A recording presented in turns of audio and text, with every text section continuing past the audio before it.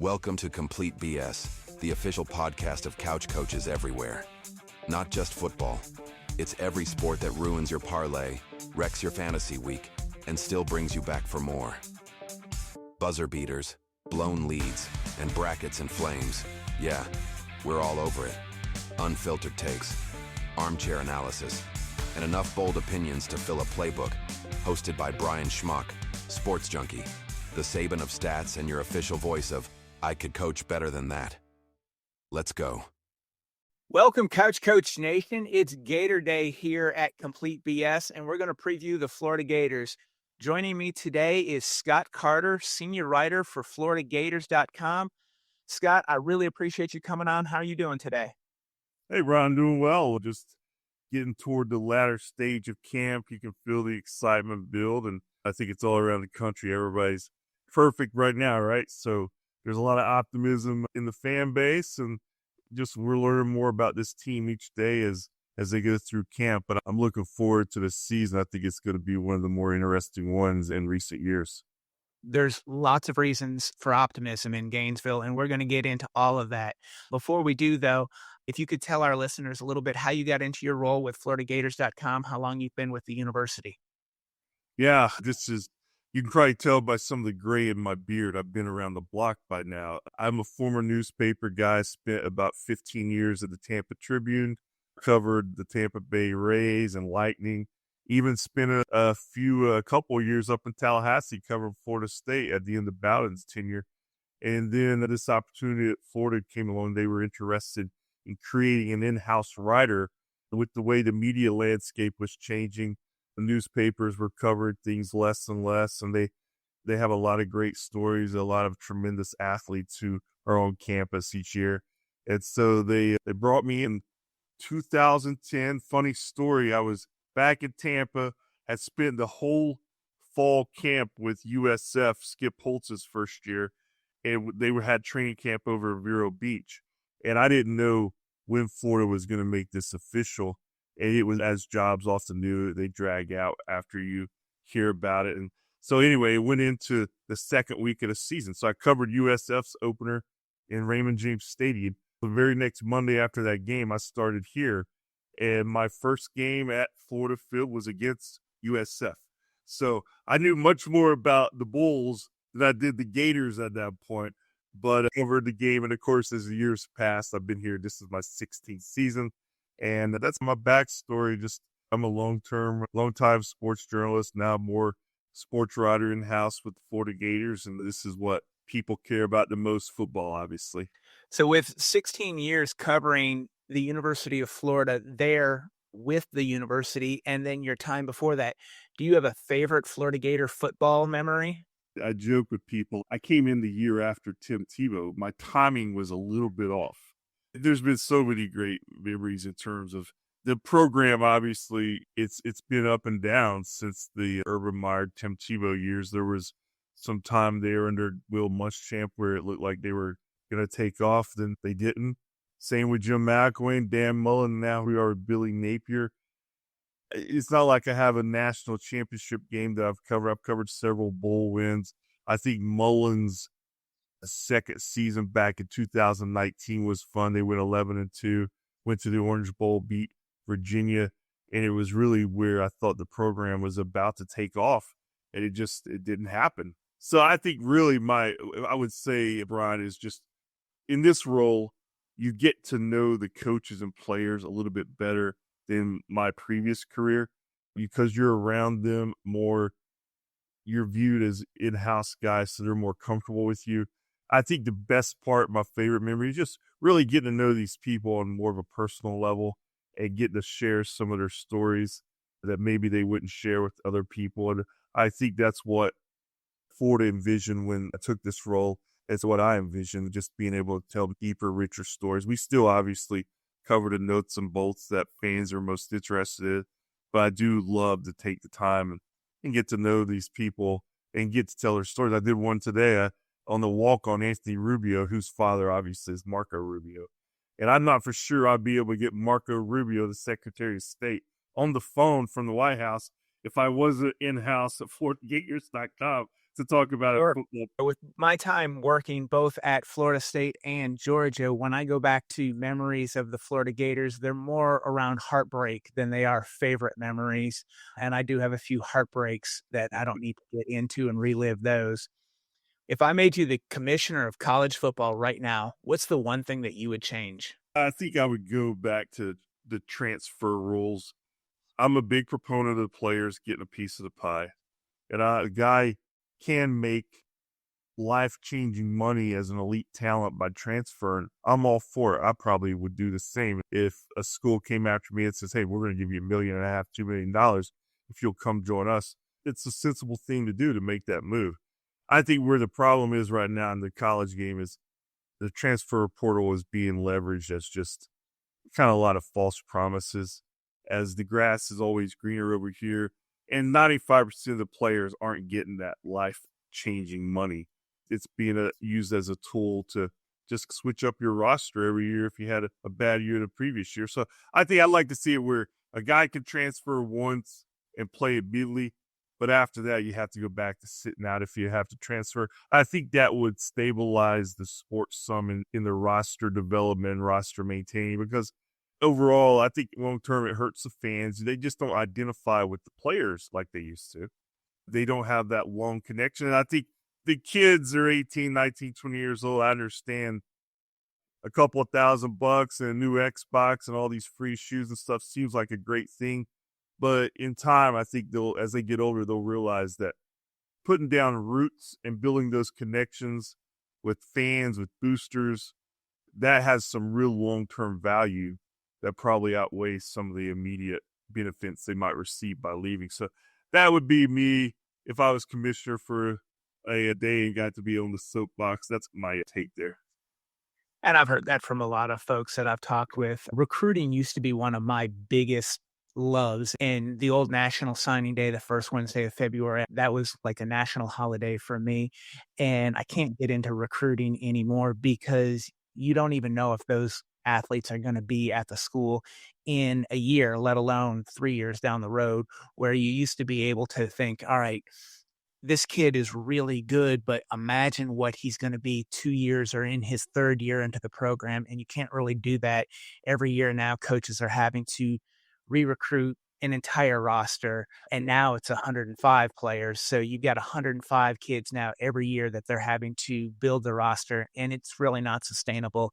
So I definitely see that there's going to be changes that are going to have to be made, and what direction they go with that remains to be seen. Let's dive into the Florida offense a little bit. And one of the changes with the offense is the promotion of Russ Callaway to offensive coordinator, which, going back to my time at Georgia, I've known Russ since he got to Athens as a seventh grade quarterback. So I go back a long time with Russ. So he'll be the offensive coordinator, but Coach Napier is still the play caller. How do you see Coach Callaway impacting the offense? I think it's going to be similar into really what it was last year when he started being more involved. And he's obviously got a great football mind. His father was a really well-regarded college coach for many years. And Russ came in under Billy Napier, and at first he took a job as like an analyst at tight ends, and he worked up to now where he's offensive coordinator. So that shows me that Billy and him are really on the same page on what they want to do offensively with play call and schematic formations and such. So I think it's a collaborative effort. He talked about it earlier in camp. He was asked about it, how that does work. And, he, as coaches often do, Brien, they didn't get in great detail, but he says, look, it's going to be a collaborative effort like it has been. I think we all know Billy Napier's going to have some final says on things, but Russ definitely has a voice, and there's no way that he would have been promoted to this solo offensive coordinator without Napier wanting him to have more of a role. And he's got probably the best tools that Florida has had on offense to work with in a few years. So I'm as curious as anyone what it's going to look like game in and game out. But I think it's going to be in some ways similar to probably what we've seen, but we don't see it because it's behind the scenes. They don't necessarily say exactly how it breaks down. He certainly has a voice. And probably the biggest component or tool of that offense, it's going to start with DJ Lagway, the answer to, I think, a lot of Gator fans' prayers. In my opinion, He is a transcendent player and the best quarterback that Florida's had since Tim Tebow. When you combine him with Jaden Ball, the running back there, I think this is the best sophomore backfield that anyone has in the country. What do you see from the offense? Yeah, I'm agreeing with you there on Lagway's presence. He is the best quarterback that Florida's had since Tim Tebow. And obviously, we saw the difference he made last year after Graham Mertz got hurt. And he comes in and they go 6-1, and the loss was against Georgia with him as the starter. And they were leading that game when he got hurt. And so, I mean, I think you know how a quarterback is. Obviously, his talent is easy for anybody to see. He's got a big arm, throws a great deep ball. He's big, strong, athletic. He can run the ball. But the thing that really, I think, resonated with me the most, Brien, was there was a shift in confidence in the team when he took over. And that's an intangible that a player either has or doesn't. And obviously, it's most important at the quarterback position. So he just rejuvenated that team. And the talent speaks for itself. You can look around college football going into the 2025 season, and I argue that it's probably harder to find any single player on any team that's going to be more important than DJ Lagway is to Florida this year. So that's why getting him healthy early in the season is so imperative right now. That's probably part of the reason why they're really slow playing it with him coming back from this calf, because they know they need him to be healthy. They need him to be ready. And we've seen evidence of what that looks like for Florida. It means a lot more wins than they've been having in recent years. And I think that he's got a lot of really young playmakers around him with Eugene Wilson, Aiden Mizell, Dallas Wilson, Vernell Brown. Those four guys, really young, a little inexperienced, but so dynamic. And then you add in the UCLA transfer, J. Michael Sturdivant, to give that older presence in the meeting room to show them how to play this position at this level, and they can grow and learn from him. And then the offensive line up front, it all starts with All-American Jake Slaughter. I think this is, next to Alabama, the second best offensive line in the SEC. They're going to be able to hold the line, give Lagway time, open holes. It all starts up front. I'm a big trenches guy, and if you can control the line of scrimmage, you can do a lot of really good things on offense. Yeah, no doubt. And that was an area that Florida has been up and down in over the course of the past few seasons. And we really saw that offensive line stabilize as a unit last year, and it got better as the year went on. And you mentioned Jake Slaughter, first team All-American by the AP at center, a guy who coming in, you look at him and you're like, okay, he's a big guy, a big offensive lineman, but he's just really improved over the course of his career, as has Austin Barber at the left tackle position. I think a key there for me this year is Bryce Lovett at right tackle, a younger guy. He's looking to make his mark there. But they have more depth there. They have more talent. And without question, they have to be a huge part of what Florida does to have success, because not only you got to open holes and for those running backs, you mentioned Ball and Jackson and such, but you got to protect Lagway. He's the guy that you don't want to get hurt. And I just think that they're built for success there on the offensive line. And you look at the skill players again, I do think those receivers you mentioned, all those guys are going to get opportunities in this offense. And it's probably one of the deeper receiving units that Florida's had since you probably have to go back to the Mullen days with guys like Tyree Cleveland and Josh Hammond, Freddie Swain, some of those guys. So I do like where they are with the pieces around Lagway, and they have all the tools there to be very successful if they stay healthy. Absolutely. I think this is going to be one of the more explosive offenses in the country. They're going to be able to score a lot of points. As we turn to the defense, how will the defense shake out this year? We've got Ron Roberts back as the defensive coordinator. Now, Florida also has a Robert Bala and Vinny Sunseri listed as co-defensive coordinators. Is that more in title only? How does the defense shake out there with three different people having some kind of coordinator title? Yeah, that's definitely unusual. A big storyline last season was obviously the defensive improvement. While Lagway got most of the headlines for the Resurgence in the second half of the season. They really turned around the defense when Ron Roberts went up to the booth and started calling the defense. Austin Armstrong was the young defensive coordinator. He's moved on to Houston. It's Ron Roberts kind of running the show on defense. Vinny Cincinnati and Robert Bala, they do have those titles, and they'll have a voice as well. But Ron Roberts he's a veteran coach, a lot of levels of college football. He's been in the SEC at Auburn before he came to Florida. He spent time at Baylor.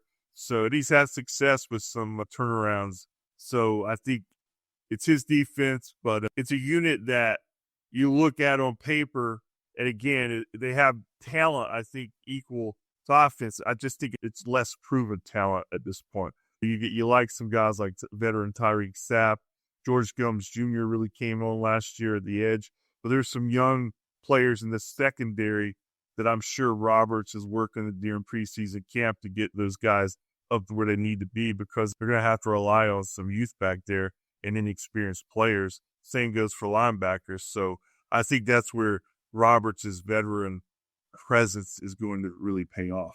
Yeah, I think Tyreek Sapp is somebody that maybe some folks outside of the SEC, or maybe if they're not a Gator fan, they don't know his name. I think you're going to know his name a lot more this year. He had 7 sacks last year, 13 tackles for loss. I would expect double-digit sacks out of him. For me, on the defensive line, things start up front right there in the middle with Caleb Banks, massive human being there. He can really hold that middle of the defensive line and get some push. So I really expect a big year out of him. You've got in the front 7, all SEC freshman Miles Graham coming back. He was a 5-star out of high school and really came in, hit the ground running. I think as Florida continues this youth movement with a lot of their really younger players, adding in more time for Aaron Childs at linebacker, he's somebody there that can be a running mate for Graham at that second level. And then the secondary for me is there's a lot of depth and experience in this secondary, but there's also a good bit of youth. And I'm really excited to see the Florida youth all across their defense with Cormani McClain, LJ McCray, Jalen Wiggins, Childs, I mentioned, Ben Hanks, Drake Stubbs. Florida has recruited so well in the past 2 cycles. They've got a ton of young defensive talent. And are they ready to get some snaps and play meaningful minutes? Because these guys have talent on top of talent.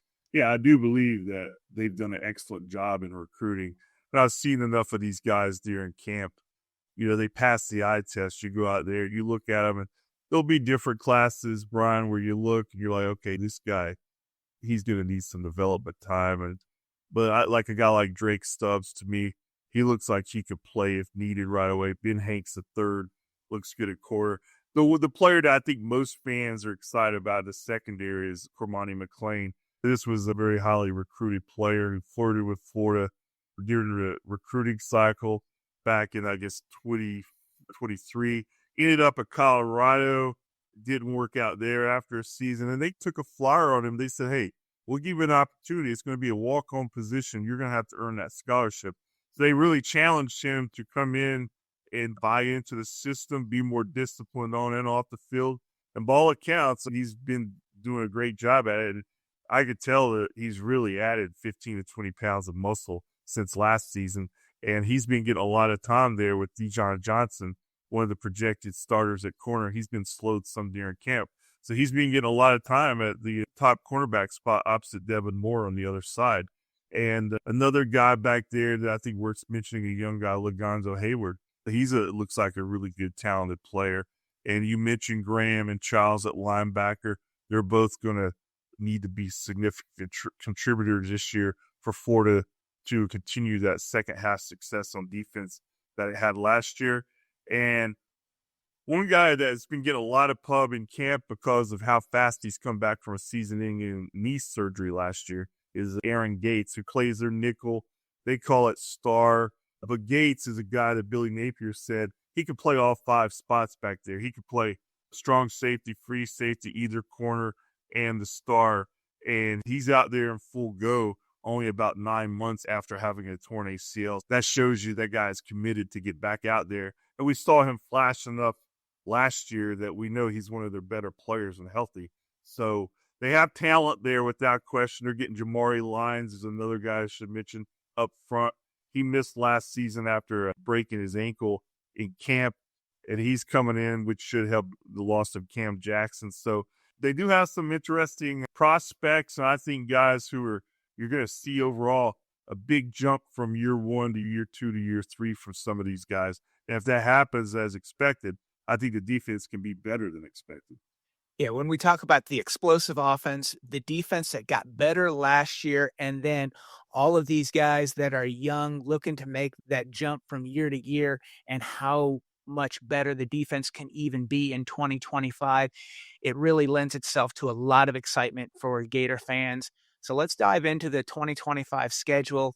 It starts with Long Island University.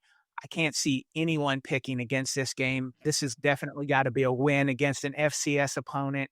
Napier's gone if this is not a win. So this is a done, glorified tune-up, play clean, avoid injuries, build some chemistry with some of those young receivers, and get a lot of guys in there that see some actual live game action. I know you're with me there on a 1-0 start. Yeah. I think they might get rid of me if we lost that game, if the Gators lost that. Okay, fair enough. And then week 2, we've got South Florida. They've got a lot of experience returning 16 starters, but the talent gap's just way too big between the two schools. And this is a Florida win, 2-0. Yeah, I look at it the same way, Brian. I think getting those first 2 games at home against opponents that you should really be able to play a lot of guys, get a lot of guys snaps early in the season, maybe to build some confidence and continuity there on both sides. I think the schedule works out at the start in Florida's favor, especially as they've gotten banged up some in camp. You can give those guys a little bit more of a breather in those first 2 games. I do think USF's played Florida tough the last couple of meetings, so you never look at a game against them as a walkover, but they've never lost to the Bulls, and they certainly don't want to in week 2. So I like Florida in that one as well. And then Florida gets their first road trip of the season, heading to LSU. Going to be a night game in Death Valley. This is a really tough road game, one of the toughest places to play in the country. Because of that, I'm going to give LSU a slight edge, and I would say that this is a loss for Florida, and I've got them at 2-1. I think that's a pretty fair assessment. LSU, it's always a difficult game in Baton Rouge. And the Gators have played well in some games out there when I didn't think they were going to have a chance. And, of course, they've had some meaningful victories out there. I look at this one, I'm going to go a little opposite from you. I think they're going to be fired up for the SEC opener. And while I think LSU, we all know they're going to be favored, if this is all contingent on DJ being back, being healthy, and Florida at full go, that's one of my upsets that I have for them on the season. I think they can go out in Baton Rouge and win that game. Nice. Okay. So I'm at 2-1. You're at 3-0. And the Gators head down to Miami for their 4th game of the season. I look at this as a battle of the trenches. Both have really good offensive lines. I think it's a close game, but I give the edge to Florida with Lagway and the offensive line. I've got Florida winning this. They're 3-1 on the year. Well, we're going to differ again, Ryan, unfortunately. Miami, for whatever reason, it's a game that the Gators just seem to always have trouble with. We saw the egg they laid last year in Cam Ward's first game. Miami comes into the swamp and just really rolled Florida. Obviously, Cam Ward is gone, but Miami's at home this year. Miami fans look at Florida as their Super Bowl in some ways. That stadium's going to be packed. It's going to be a lot of Gator fans there, but Miami's going to have a lot of fans there too, more than they usually have for most games. And I remember going down there in 2013, Will Muschamp's 3rd season, and I thought the Gators were going to win that game. And they played better than Miami that day, but every time they got inside the 20, they just couldn't score. Miami upset them. I just have a bad feeling about this matchup as well. We'll see how it goes, but I'm going to lean toward Miami pulling off the upset for whatever reason. They just seem to have the Gators number down there in South Florida. Okay, we're both at 3-1. We got there a little bit different. And then the AP's number 1 preseason team, Texas, I've got them number 3 in my poll. Texas comes to Gainesville. Texas is a legitimate national title contender. They've got weapons all over. I think it's the best defense in the country. Gators keep it closer than they did last year, but this is a Texas win, and I've got Florida at 3-2. I'm really looking forward to this game, probably more than any on the schedule. A rare visit from the Longhorns. I don't have it in front of me. I think it's been like 80 years since they played in Gainesville. They've only done it once, I think. It's going to be a sold-out game. It's going to be just a great atmosphere. And I think it's going to be a good game. But I do lean toward Texas. If we're having to pick these games, I'm going to be at 3-2 here after this game too. I think the Longhorns, just from top to bottom, the roster is it's got more high-end talent at some key positions. I think the quarterback battle with Arch Manning and DJ Lagway, I'm really hoping that lives up to its billing and that there's a lot of points in this one and that it's one of those games that we're talking about for a long time. But unfortunately, I'm leaning toward Texas as for the winner. So we're both at 3-2 right now. This next game is at Texas A&M. This is one of two games on the schedule that I really have circled that I think are the two most important games on Florida's schedule, and this is one of them. Coming off of the Texas loss and having two losses already on the season, this is a must-win game to right things, get going in that right direction, because if you lose this game, it can put a lot of questions in these young players' minds. This game is so critical for Florida. I see it as shootout potential. Marcel Reed, DJ Lagway, whoever has the ball last wins the game. I've got Florida winning this. I've got them at 4-2. Yeah, I've got the Gators in this one too. It's going to be a big game for DJ Lagway. He's even talked about it a little bit. They went out to Texas last year. It's the first time that the Gators have been in his home state. And obviously he couldn't play because of the injury he'd suffered against Georgia. They had to watch from the sideline, and the Longhorns just steamrolled Florida early, and they never were in the game. So he's talked about being excited to go out to Kyle Field and play in that game. And he's going to Texas A&M a lot as a fan over the years. So he's been in that environment. And I think that Gators go out there and win. And I think they might take care of it easy. Texas A&M, I do like Marcel Reed. I just think the Gators are going to be pumped in that game. And coming off what I suspect will be a loss against Texas, I think what you said, the lead-in is critical. It's a huge momentum game for Florida, and I think they respond the right way. So we're both at 4-2 with Mississippi State coming to Gainesville. This is the weakest team in the SEC. This is a win. Handle your business early and stay healthy. Then you've got a bye week before Georgia.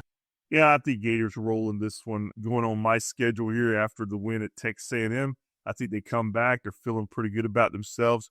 I think they still know they have postseason potential. They take care of the Bulldogs in a rout. And then we get to the annual cocktail party in Jacksonville against Georgia.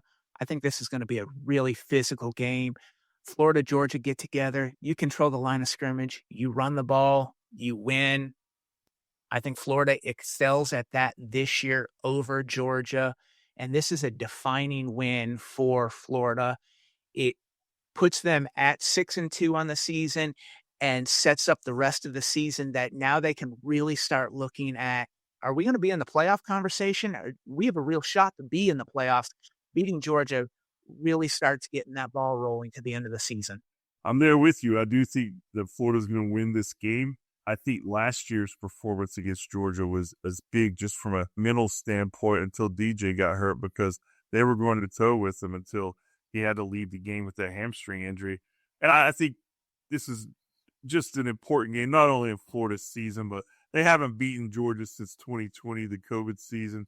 And I think there's something to be said to beat Georgia that tells Florida something about itself that I'm not sure any other win does in this stage or in this era of the SEC that we've been in now for the last decade and a half or so. And that's that Florida, if they can win this game, they're back on top of what we used to know as the SEC. So it doesn't exist anymore. Right. Well, I think that is a big win for the Gators, and I expect them to come out on top. We both got them at 6-2 with a trip up to Kentucky. Possible trap game after the Georgia win. I could see Florida coming out a little bit sluggish. but there's way too much talent. Mark Stoops is probably looking at maybe a 4-win season up in Lexington. This is a Gator win that they should pull away easily in the second half. Yeah, they've got the memory of last time they were at Kentucky. It was one of those early games, and Kentucky just came out and smacked them around and beat them. And I think that's really something that for any player that's still on the roster, they're going to remember. But I think even more so, you're talking about coming off a potential win against Georgia. You've got that momentum. You're back in the conversation at this point about the college football playoff. And they go up there and take care of business because as good of a job as Mark Stoops has done in his time in Lexington, this certainly is not one of his better teams of his tenure. And then I mentioned what I consider the two biggest games on the Florida schedule. The first one was Texas A&M. The second one is at Ole Miss. This is another game that it could go either way, but for Florida to get to where they want to get to and where I think that they will get to, this becomes a must-win game. Again, very similar to Texas A&M with the offensive production in this game could be a shootout. I'm really high on Austin Simmons also. When you look at Lagway and Simmons, Lagway and Marcel Reed from A&M, these are three guys that I think we'll be talking about next year in the Heisman Trophy conversation. Florida's got more balance, though, and wins a high-scoring game. I'm looking at it the same way. I think Florida, by this point in the season, if they're doing what we're saying, they're rolling. Lagway's confident. The offense is clicking. I think some of the younger players on defense are finding their footing. And I just like the Gators in the matchup up in Oxford or against Ole Miss. I just think Lagway is maybe the difference maker in this game. And again, they just don't want to lose that momentum that they built. And then Tennessee comes to Gainesville. I think many of us are always used to this being an early September game when Florida and Tennessee get together. This game's in November. Florida's going to be looking for revenge from last year. I see Tennessee taking a step back from what they did last year. They made the college football playoff last year. I don't think anybody's expecting them to do that this year. I don't even have them in the top 25.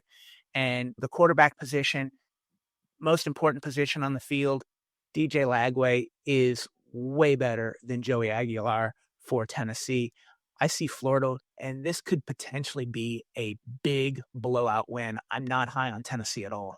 Yeah, the Vols certainly, I think, are going to take a step back this year with their roster compared to last year. They were a playoff team last year, but I think at this point in this season, Florida now is a potential playoff team, and I think having Tennessee at home, knowing what happened last year in Knoxville, I think that was the game that last year probably set and tasted the worst in their mouths because they had every chance to win that game in regulation. Then it went into overtime and they lost.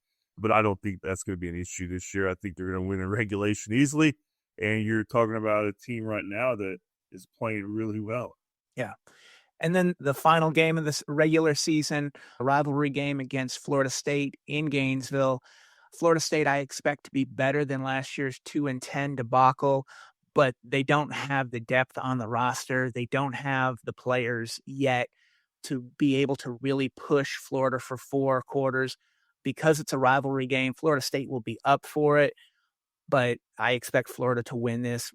And I'll even probably say I think it's at least a 2-touchdown difference for Florida. Yeah, I like the Gators in this one, too. They finally snapped that streak against the Seminoles last year over at Tallahassee. Getting them back at home this year, I think, is huge. I do think Florida has a better roster, more top-end talent than Florida State at this point. So I do like the Gators in this one. And, man, obviously I'm finishing on an optimistic tone here, Brian.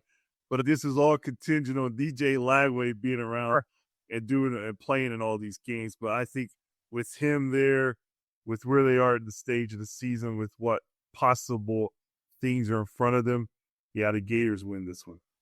So we both ended with Florida in the regular season at 10-2. We both have losses to Texas, and then we differed on the LSU-Miami games. I think that Texas is the cream of the crop in the SEC, and I expect them to make the SEC championship game. Florida would have 2 losses in the conference. I'm not sure how things are going to play out there with the rest of the conference, with Alabama, LSU, Georgia, South Carolina. I expect all to be in that conversation with Florida as far as who's going to be that other spot.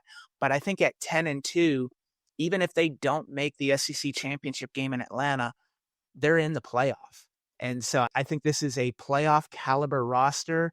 And as everyone stays healthy, as we've been talking about so much around DJ and his health, if they stay healthy all year, I think this is definitely a roster built for the playoffs, and we're going to be seeing them in their first college football playoff appearance. Yeah, that's kind of what I've have as my projection as well, Brian. It's funny that we agree on the record. We just got there different ways. And if there's one game on that schedule that I go back and forth the most on, it's the Ole Miss game. That's a tough one for me. That game could throw some wrinkles in the big picture plan for Florida.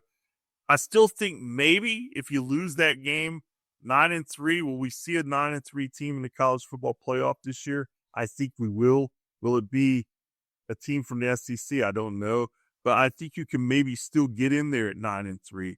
But I think if Florida is able to go through the regular season at 10-2, as you said, regardless of whether or not they win the conference, I think they're going to get into the playoff. And here we are, Brian. The playoff opened in 2014. Florida's never been in it. I went back and looked in the couple of years. If the playoff had always been 12 teams, Florida would have made it back a couple of times under Mullen, and they would have had to, I think one year they would have gone on the road to Wisconsin in a playoff game, and another year they would have had somebody at home. I can't remember, but I tell you what, man, we all know what the Swamp's like during the regular season. Can you imagine that during a playoff game? That's one of the things I'm most looking forward to about in the future, whatever it is. I'd love to see a college football playoff game at the Swamp. That's exciting. Having those games on campus, that's one thing I love about the playoff. I'm not a huge playoff fan, but I do like having playoff games on the home site. So that will be really exciting. Scott, I really appreciate you coming on. Tell everybody where they can follow you on social media. Yeah, obviously all my stories are on FloridaGators.com on the internet, but on social media, I'm on X a lot, just at Gator Scott.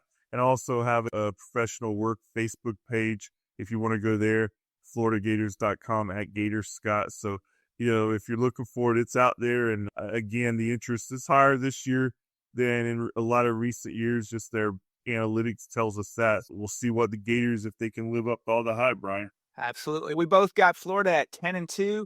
Looking at the college football playoff, Couch Coach Nation, stay tuned all season long. We'll have more college football coming at you. Thanks for listening to Complete BS. Be sure to subscribe, share, and follow us online. And tell us what you think of this episode. Use hashtag CouchCoachNation, and let's keep the conversation going.